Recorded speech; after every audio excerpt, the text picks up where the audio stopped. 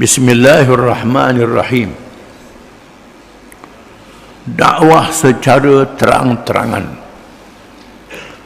Setelah Nabi berdakwah secara diam, senyap, berjumpa seorang-seorang, lalu Allah perintah Nabi dakwah secara terbuka. Setelah wujudnya suatu peringatan yang memungkinkan dakwah dilakukan secara lebih ke depan dan berterang-terangan, maka Allah Subhanahu wa taala pun mewahyukan firman-Nya kepada Nabi SAW, wa anzir ashiratakal aqrabin waqfid janahaka liman ittaba'aka minal mu'minin fa in asawka faqul inni bari'um mimma ta'malun wa tawakkal 'alal azizir rahim. Turun ayat ini. Maknanya, dan berilah peringatan kepada kaum keluargamu yang terdekat. Rendahkanlah dirimu terhadap orang-orang yang orang-orang yang mengikutmu, yaitu orang-orang yang beriman. Jika mereka menderhakaimu, maka katakanlah, sesungguhnya aku tidak bertanggungjawab terhadap apa yang kamu kerjakan. Dan bertawakallah kepada Allah yang maha perkasa lagi maha penyayang. Turun ayat ini. Allah suruh Nabi sampaikan Islam terbuka kepada keluarga yang dekat. Kaum dia sendiri orang Arab, Bani Hashim dan Bani Muttalib, supaya Nabi rapat dengan sahabat-sahabat yang sudah beriman. Kalau mereka tak beriman, itu bukan urusan Nabi, urusan Allah Ta'ala. Urusan Allah Ta'ala. Tanggungjawabmu menyampaikan. Kamu mestilah bertawakal, menyerah diri kepada Tuhan yang maha perkasa. Perkasa ni yang gagah, yang kuat, yang hebat. Tidak ada siapa yang boleh mengalahkan Tuhan. Yang maha penyayang, rahmat yang melempah ruah terhadap hamba-Nya. Ayat-ayat yang termasuk dalam surah Asy-Syu'ara yang disebut pada permulaan kisah Nabi Musa alaihi salam ketika dipilih oleh Allah Subhanahu wa taala menjadi rasul.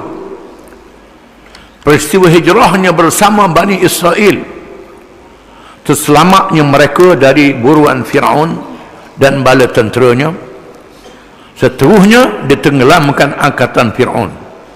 Di dalamnya mengandungi peringatan peringkat-peringkat dialami oleh Nabi Musa alaihi salam ketika menegakkan kalimah Allah di zamannya. Ayat dibaca ini dalam surah Asy-Syu'ara. Surah diturunkan di Mekah. Dalam surah ini Allah Ta'ala menceritakan Nabi Musa alaihi salam, Rasul dipilih kalangan Bani Israel, yang menghadapi raja yang paling kuat, yang paling kaya dalam dunia di zamannya, yang paling kuasa, pada tentera yang ramai, yang paling jahat, zalim, mengaku diri dia jadi Tuhan. Dia beri rezeki kepada rakyat dia, rakyat hidup dengan rezeki dia. Sombongnya Firaun ini. Dan Allah utuskan Nabi Musa alaihi salam. Nabi Musa menyampaikan perintah Allah Ta'ala, mendapat tentangan Firaun yang sangat zalim, menyembelih anak lelaki Bani Israel, membenarkan anak perempuan sahaja untuk diperhamba dan dipuaskan hawa nafsunya. Dahsyatnya tekanan terhadap Bani Israel. Firaun yang jahat ini berakhir dengan ditenggelamkan oleh Allah dengan bala tenteranya sekali. Peristiwa yang dahsyat menunjukkan kekuasaan Allah Subhanahu wa taala.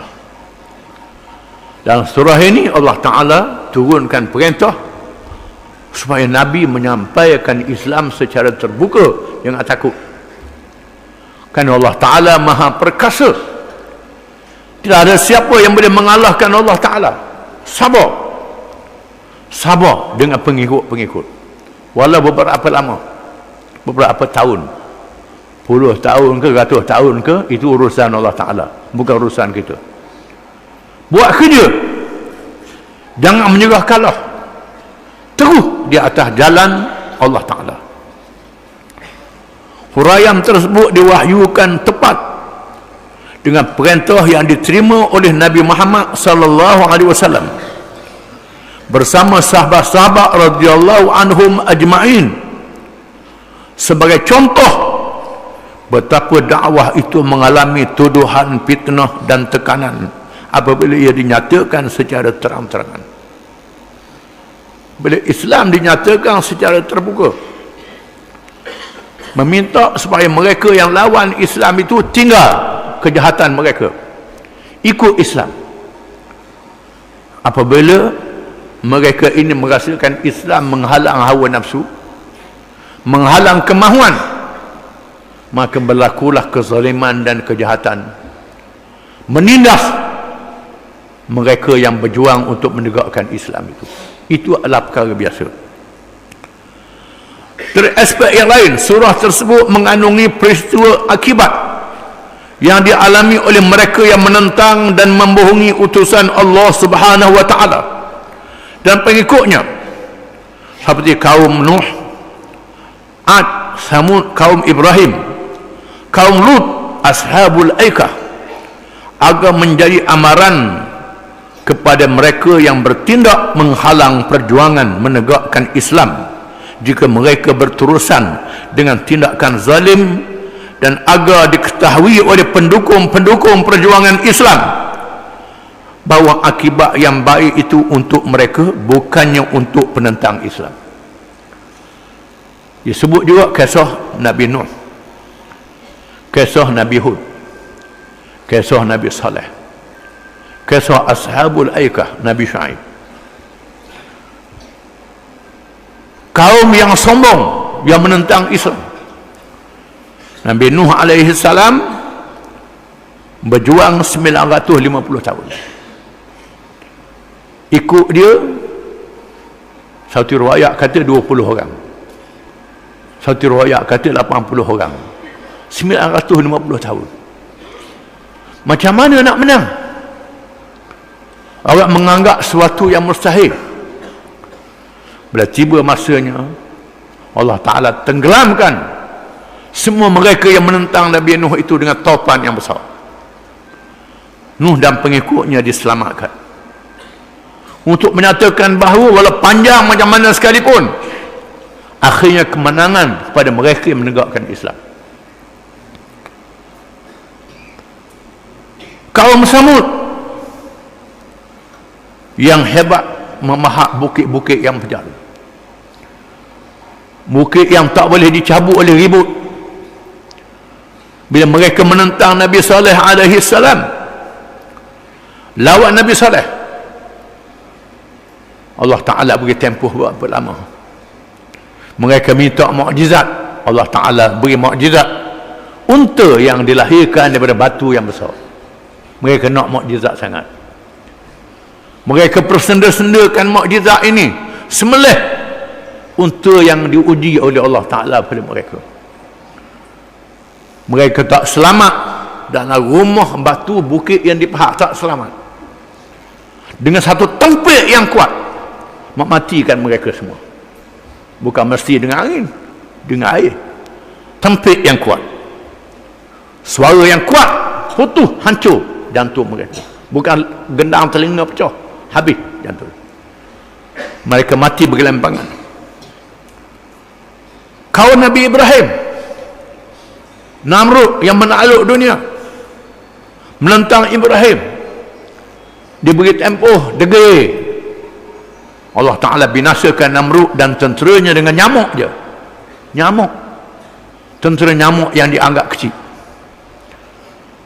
Kaum Lut yang melakukan kejahatan, akhlak yang buruk, berkahwin lelaki dengan lelaki, menentang Nabi Lut, dibinasakan, dilingkupkan negeri mereka, dilingkup. Di mana yang di bawah bumi naik ke atas, yang atas turun ke bawah. Begitulah juga kaum Nabi Shu'aib. dengan bencana yang membakar hangus mereka semua dibinasakan, menunjukkan bahawa akhirnya bahagialah mereka yang bersama dengan Islam, celakalah mereka yang lawan Islam, walaupun memakan masa yang lama. Pasal apa Tuhan beri masa lama sangat tu? Dok selalu hari ni lawan Islam serta-merta mampus selalu. Pasal apa? Tuhan nak beri pahala, beri pahala pada mereka yang berpegang dengan Islam ini, di mana pahala hari akhirat selama-lamanya, nikmat dalam kubur yang lebih panjang pada kehidupan dunia. Tanya mereka hidup atas dunia berapa lama? Nabi Nuh 1000 tahun. Nabi Nuh mati dah berapa ribu tahun dah. Dalam kubur lama pada atas dunia lagi. Akhirat lama lagi. Kita kena faham ini, kena reti ini. Mengapa Tuhan jadikan perjalanan dunia ni penuh dengan ujian? Tak lama atas dunia ni, sekejap je. Walaupun kita berasa lama sangat. Menurut riwayat Ibn al-Asir rahimahullah, apabila turunnya ayat tersebut, ayat suruh berdakwah secara terbuka, Rasulullah SAW menerimanya dengan penuh perasaan tanggungjawab yang berat. Baginda tinggal di rumahnya laksana orang sakit. Bila turun ayat ni, nak beritahu ke orang ramai anak beranak dulu pun sekalipun, anak beranak dalam sekapung sekalipun, berat. Sehingga Nabi sedih macam orang sakit. Sehingga baginda dikunjungi oleh ibu-ibu saudaranya, mak-mak saudara. Biasa mak saudara ni kesiang pada anak saudara, lebih pada mak saudara lagi. Dia orang puang, hati lembut. Mak-mak saudara Nabi pergi rumah Nabi, ziarah Nabi. Rasulullah SAW bersabda kepada mereka, "Mashtakaitu syai'an walakinna Allah amarani an unzira ashirati," kata Nabi. Aku tidaklah sakit, kata Nabi ke mak saudara dia. Aku tak sakit. Aku tak sakit. Tetapi Allah Subhanahu wa taala telah memerintahku supaya memberi amaran kepada keluargaku. Allah Taala suruh aku beri peringatan pada anak beranak aku, itu saja. Itu yang aku berat ni. Bukan mudah. Mereka pun menegahkan kepada Nabi. Mak saudara ni kata ke Nabi, ajaklah mereka jangan mengajak Abu Lahab, kerana ia mesti tidak akan menerima ajakanmu. Mak saudara ni tahu dah Abu Lahab ni dah dengar berita dilantik jadi rasul, dan yang paling kuat buat main senda menentang Nabi. Mak saudara kata, majaklah panggil anak beranak, panggil. Tapi Abu Lahab jangan. Hak seko ni jangan panggil. Hak ni jahat. Mak saudara beritahu ke Nabi. Lalu Nabi SAW mengumpulkan keluarganya di kalangan Bani Muttalib bin Abdul Manaf. Jumlah mereka seramai 45 orang. 45 orang panggil keluarga yang dekat. Turut bersama ialah Abu Lahab yang dilaknat oleh Allah Subhanahu wa taala. Tiba-tiba Abu Lahab mari juga. Abu Lahab mari juga, dengar berita ke dia. Dak jemput pun mari juga. Mari Abu Lahab ni. Beliau bukan sahaja sekadar hadir, tetapi mengeluarkan kata-kata menentang dan memberi amaran agar mereka tidak menukar agama, tidak membawa ajaran baru, nanti mendapat penentangan orang-orang Arab termasuk beliau sendiri. Abu Lahab beri amaran kepada mereka yang hadir, jangan ikut agama baru ni. Kalau ikut agama baru ni, semua orang Arab akan menentang. Ajaran ni pelik pada orang. Semua orang Arab akan menentang, termasuk aku pun menentang juga. Ikut orang ramai. Aku akan ikut orang ramai. Di dalam majlis itu Rasulullah SAW tidak berucap sepatah pun sebagai suatu langkah yang bijaksana, tetapi menangguhkan majlis kepada suatu perjumpaan yang lain, di mana orang yang seperti Abu Lahab tidak perlu hadir dalam majlis itu jika kedatangannya untuk memburukkan dan mengeruhkan keadaan. Oleh kerana Abu Lahab ada, Nabi tak bercakap sepatah. Panggil, duduk sajalah, Nabi tak bercakap. Dengar Abu Lahab maki je, Nabi tak bercakap apa. Ibnu al-Asir meneruskan riwayatnya bahawa Rasulullah SAW menganjurkan satu perjumpaan yang lain. Panggil mula. Baginda bersabda berkaum keluarganya dalam keadaan Abu Lahab tidak ada. Nabi menyampaikan ucapan. Ini khutbah Nabi pada anak beranak dia. Alhamdulillah ahmaduhu wa asta'inuh wa athiqu bih wa atawakkalu alaih wa ashhadu an la ilaha illallah wahdahu la syarika lah anna ar-ra'ida la yakdhibu ahlah wallahi alladhi la ilaha illahu inni la rasulullah ilaikum khassatan wa ila an-nasi kaffatan wallahi bukan wallahi baik dia bawa wallahi la tamutunna kama tanamun wa la tub'athunna kama tastayqizun bagi di bawah qaf wa la tuhasabunna bima ta'malun wa innaha lal jannatu bukan lil jannah lal jannatu abada awin naru abada wa innaha lal jannatu abada awin naru abada. Bagi tu kena betul salah. Segala puji bagi Allah. Aku memujinya, aku memohon pertolongan darinya, aku percaya kepadanya dan aku berserah kepadanya. Aku bersaksi bahawa sesungguhnya tiada Tuhan yang sebenarnya melainkan Allah. Maha Esa ia lagi tiada sekutu baginya.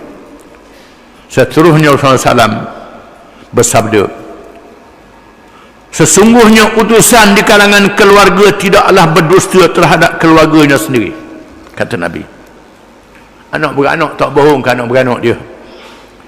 Sesungguhnya demi Allah yang tiada Tuhan yang sebenar malaikat dia, sesungguhnya aku adalah utusan Allah kepada kamu khasnya dan kepada manusia seluruhnya. Demi Allah, sesungguhnya kamu akan mati sebagaimana kamu tidur, kamu akan dibangkitkan sebagaimana kamu bangkit dari tidur, kamu akan dihisap dengan apa yang kamu amalkan, dan demi sesungguhnya sama ada syurga selama-lamanya atau neraka selama-lamanya. Ucapan yang ringkas itu saja, beri peringatan pada anak beranak. Walaupun Abu Lahab menghadirkan dirinya juga, tetapi Abu Talib tidak lebih dahulu menegaskan. Diriwayatkan Abu Lahab ada, Abu Talib pintas. Abu Talib terus, Abu Talib ni paling tua pada orang lain, terus menyampaikan ucapan, kami sesungguhnya suka menolong kamu, menerima nasihat kamu, dan sungguh-sungguh membenarkan ucapanmu.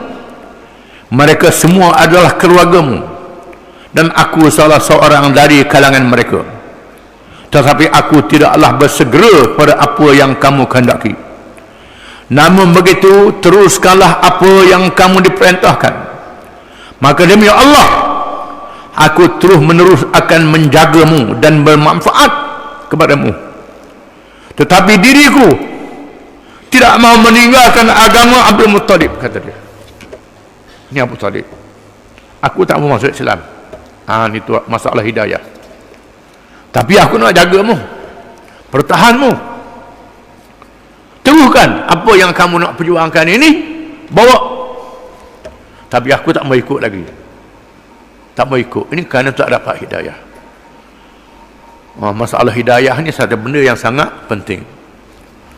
Abu Lahab tidaklah mendiamkan diri, ia terus melahirkan penentangannya. Demi Allah, ini adalah sesuatu yang memalukan. Ambillah tindakan terhadapnya sebelum orang lain bertindak ke atasnya, kata Abu Lahab. Abu Talib terus menjawab, demi Allah, kami akan mempertahankannya selagi kami hidup, kata Abu Talib. Maka Abu Lahab tak berani nak kacau, kerana Abu Talib ada. Ini peristiwa yang pertama Nabi betul terang menyampaikan Islam. Wallahu a'lam.